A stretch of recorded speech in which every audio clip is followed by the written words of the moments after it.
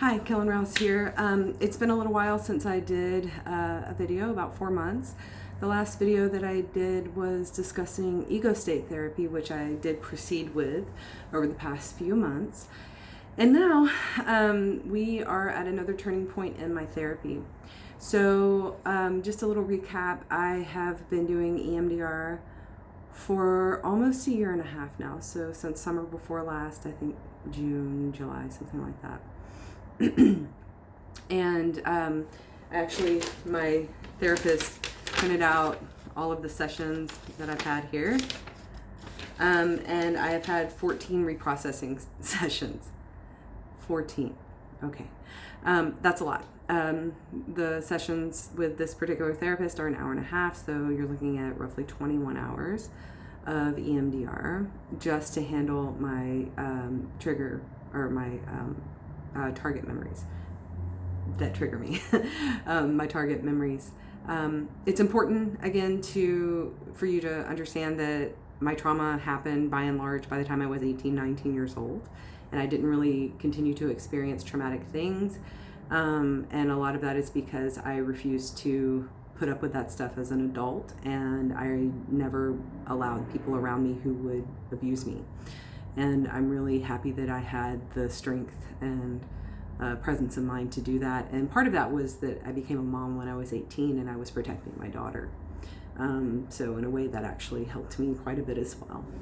So let's do a little dissection here of how postmortem, I guess maybe would be better, of EMDR and PTSD. So just an aside here, if you're in the US and you're looking at billing for this particular diagnosis, chronic PTSD is not in the DSM, as you probably know, yet.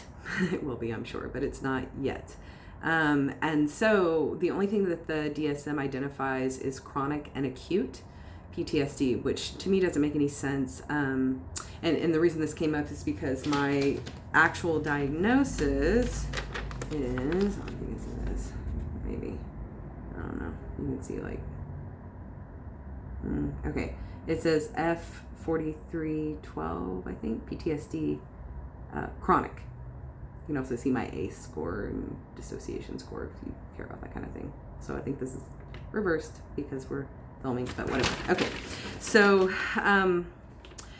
so it's F4312 PTSD chronic as opposed to acute if you're having a therapist who is wanting to bill your insurance.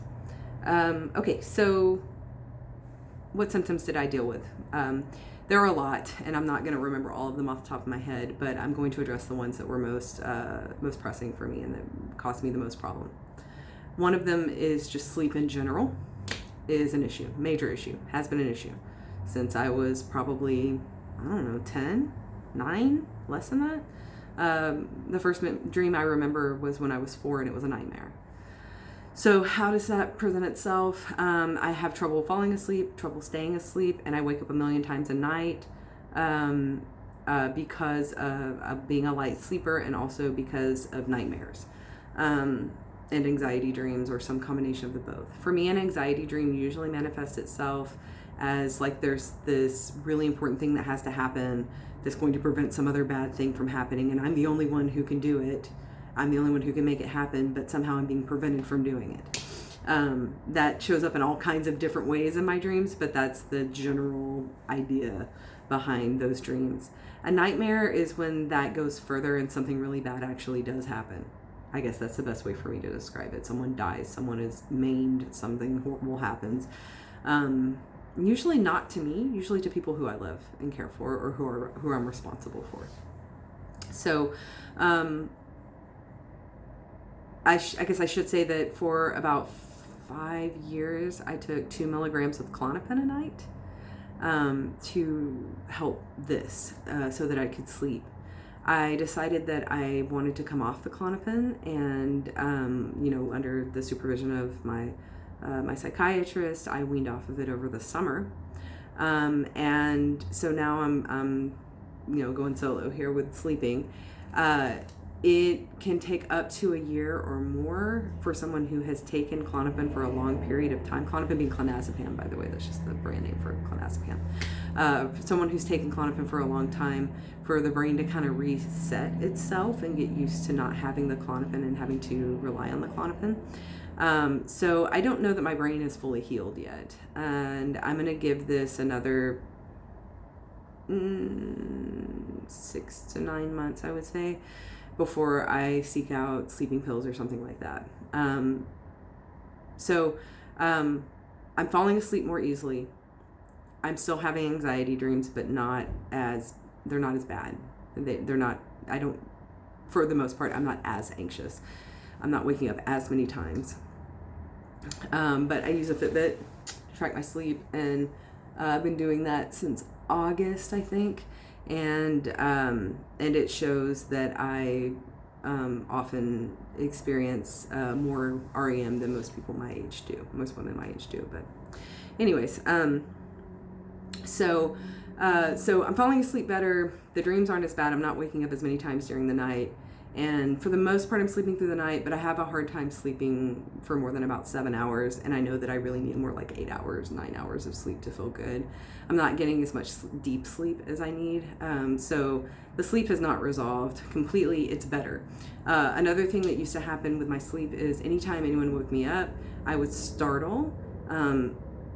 It would startle the other person, right? So I'm not gonna exaggerate at all, but this is what I would do. So if someone, I'm sleeping, someone comes up to me, hey, wake up, and I go like this, like I'm coming up out of water or something, and that's what it feels like I'm coming out like trying to get my breath.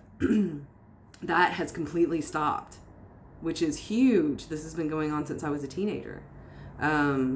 Consistently, I know it stopped because I do have a significant other who is here with me, and he has said that when we started dating, I want to say like last December, that when he would wake me up that would happen, but that over the past several months that has stopped. So that's really cool. Another one is ruminating. That has, and also just critical, negative critical voice, the negative critical voice in my head. So both of those things are, I developed to keep me safe. So if I'm ruminating, I'm thinking about something and fixating on something, and I won't let it go because I'm trying to figure out what bad thing could possibly happen that I need to protect myself from. And with the critical voice, it's more like keeping myself from doing things that might make me unsafe, right? So, I don't really need either of those behaviors anymore, and I'm doing it quite a bit less. Things are not perfect, but significantly less. The ruminating is pretty much gone at this point, which is incredible. I do still take an antidepressant right now, and I don't see myself coming off that for a while. I take bupropion. Butrin is the brand name. But I do hope that at some point I can come off of all of my meds, and all of my meds being right now just an antidepressant. But it hasn't happened yet. Okay, so ruminating, critical voice, sleep problems, hypervigilance. So I've noticed that I am less hypervigilant than I was before about my surroundings. One thing that actually happened yesterday that just really impressed me was I went to get sushi with my daughter, and the place was crowded, and we didn't have a reservation or anything, and so they asked if they could seat us at the sushi bar. And normally I would have said, hell no. Nah. But I immediately was like, yeah, sure, let's do it. So we sit down, and there are people walking behind me, and there are people in tables behind me and everything, which normally would have just sent me over the edge. And I was just sitting and chatting with my daughter, and about 20 minutes in, I realized that I was not bothered. And it didn't even occur to me to be bothered. And this is totally new that I can do something like that. I don't know if it'll be consistent, we'll see, but wow, that's incredible. that I even have my back turned to the door, and I turned myself away from it so that I could turn toward my daughter, because we're sitting side by side. So I turned toward her like this, and the door's behind me, right? So when I had that realization, that was big for me. I was like, wow, I'm sitting here in a restaurant with people walking behind me and people being behind me, and I'm not freaked out, and I'm not sitting here putting like great effort into just sitting here without freaking out, which is definitely what would have been happening even like a couple months ago. Depression and anxiety, still a struggle. And so one of the first things that I'm working on as far as my self-care is meditation and mindfulness, because for me, that keeps me from spiraling when I have high stress. I do not tolerate stress well. And when I get stressed out, if I'm not able to handle that, then it turns into feeling overwhelmed. And then I get anxious because I'm overwhelmed and I can't do whatever it is that I need to do. And then I start saying negative things to myself, like, I'm never going to do this. I'm not good at this. I can't. And that turns into depression. So what I'm trying to do is catch myself before I can even go there and give myself what I need to be healthy and happy. So we've taken this turn now. We did EMDR, 14 sessions of EMDR. And let's see, of those, the present, I've done two present template ones, which means things that I'm doing right now. And then one future, which was where I did some EMDR to handle the situation where I knew I was going to be triggered. It was actually a family reunion where I knew my abusive mother was going to be, and she was there. But the rest were, for the most part, past template, which means that I'm handling trigger memories from the past. Trigger memories. Target memories from the past. So now we are going into building my identity. And the first thing that we're doing is value. So what do I value? And what I value is inner peace. That's the first thing I'm working on.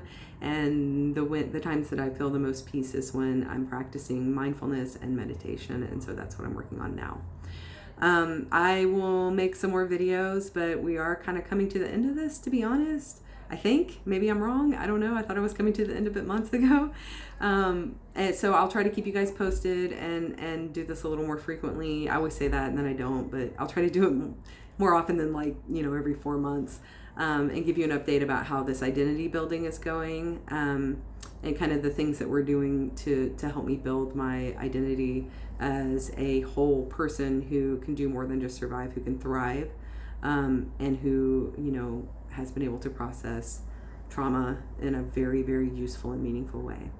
So as usual, if you have any questions or comments, please leave them in the comment section below. You can always send me a private message if you don't want to say things in the comments, and I'm happy to answer you. But otherwise, I'll see you next time. Thanks for watching.